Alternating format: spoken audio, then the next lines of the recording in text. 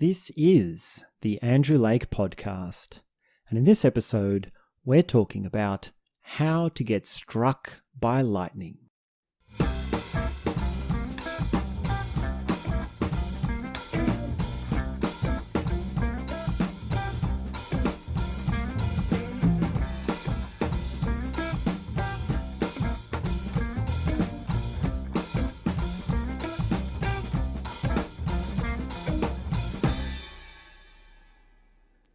Today's conversation is an instructional conversation. It's designed to be practical, down to earth, designed to be helpful for your needs, helping you get what you want, something useful, something very useful and practical. How to get struck by lightning. I know it's very important for you.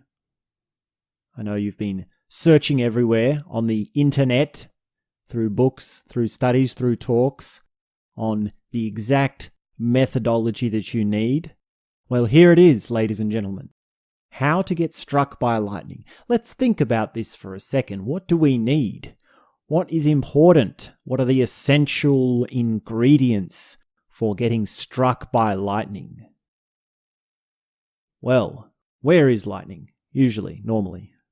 It's in a storm, is it not? You find a storm, you find lightning.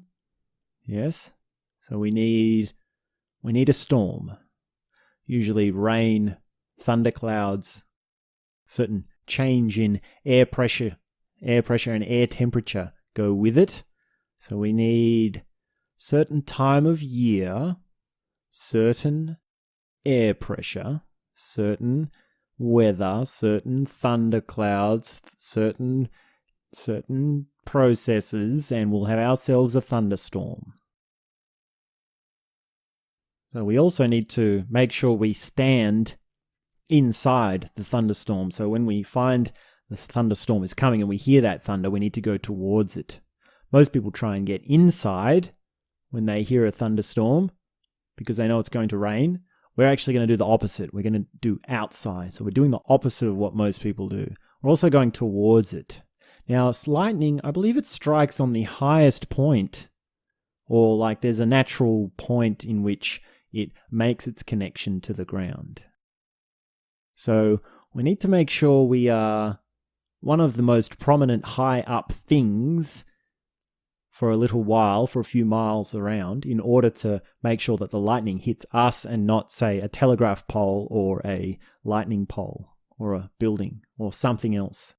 So we need to distinguish ourselves from the other high points, and that will maximize our chances. So we need a storm, certain time of day, year, week, month, weather, and we need to move towards it when everyone's going inside, and we need to stay away from the safety lightning poles and the power lines so that it strikes us and not something else when it does strike. It's quite counterintuitive to do all these things. It seems like it's quite a crazy thing to do. Why would anyone want to do this? What would someone want to be struck by lightning for? Well, is it a metaphor? Is it a metaphor for something? What is lightning? Is it electricity? Is that what it is? It is, isn't it? Lightning is electricity. So we want to be electrified. We want to be given a huge dose of electricity. Is there a sound that goes with electricity? It's like a buzz, isn't it? Buzz Lightyear comes to mind. So we want to be buzzing with electricity, and that's why we are out in the middle of a thunderstorm when everyone is inside and we're trying to get struck by lightning. So what about if we work out how to get struck by lightning without a thunderstorm? Is there an easier way? Is there a more readily accessible way? What about a PowerPoint? Can you put a piece of metal in a socket. Please don't do this, ladies and gentlemen. It's only a metaphor. I don't want to live with the guilt. We're speaking metaphorically here. Please, disclaimer. No sockets, electrocutions will be on my conscience if you do this. Please don't do this. We're speaking metaphorically. Calm your farm. It's a metaphor for enlightenment, for getting a buzz, for getting electricity, being electrified, okay? You got it. So, power sockets are readily available. You can really electrocute yourself whenever you want with a power socket. But this is counterintuitive. This is something that people don't do. People don't try this. So, does the metaphor apply that people can become electrified and the means are right there in their very household, and yet they choose not to do it because they don't have the intuition for it? Meditation. Is that what we're getting at? Is that how it works? If you meditate, that's like your power socket, and then you can become electrified? Well, maybe that's it. Is it really that simple? But maybe there are other parameters, there's other factors, because you can't just meditate, right? It's got to be the correct kind of meditation or the correct way. You've got to work at it. So maybe meditation is more like a battery. So instead of a power socket, which is quite strong, like that can kill you, we've downgraded to a battery. Or even smaller still, do you ever have that thing where you get a balloon and you rub it on your hair?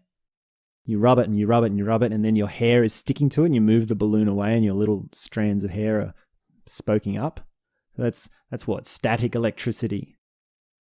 Yeah, that would be a better example, I think. So the other thing you can do is rub your feet on the carpet. Well, there's some little trick where you rub your feet somewhere and then you zap someone, you poke them, you put your finger out to them, and it causes a little electric jump between the built up potential energy, electricity on your whatever, and that goes across to someone. You zap them. You go, ow, what was that for? So that would be less of an electric shock than your standard battery that you put in your electric razor or your flashlight.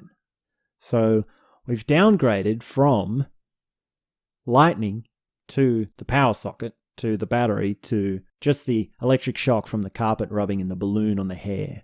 So maybe now we're getting close to somewhere where the meditation metaphor applies. So you want to be sitting on your cushion each day, making sure that you are becoming more likely to get struck by lightning. And you'll get little doses of electricity as you go along, but you've got to make sure you keep at it so that you are ready for the lightning to strike.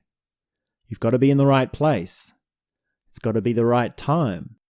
You've got to learn how to be counterintuitive. You've got to learn how to recognize it. You've got to distinguish yourself from other high points. And if we can get all that working together, then maybe you'll get electrified. You'll be given the buzz, as it were. Is that too much of a cheesy metaphor? I can say from personal experience that it works, although I've never been struck by lightning. So which one do I mean? Do I mean the battery or the lightning? I've never put my finger in a socket either. It's quite dangerous. When I was a kid, someone actually got struck by lightning in my neighborhood. I think when I was a teenager. They were playing cricket. And the guy died.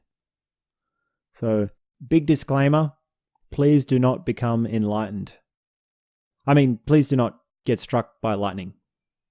Don't go out in the thunderstorm. No liability will be taken for anyone who becomes enlightened by listening to this talk, however subtle, however small. Let's keep it short. Let's keep it sweet. The instructions aren't that hard. Just go out and get struck by lightning. Just do it. Go on. I've told you how to do it. It's quite simple. Thanks very much for tuning in. Happy storm hunting. My name is Andrew. We'll be back soon with more, if I'm not in the emergency room after putting a fork in the power socket.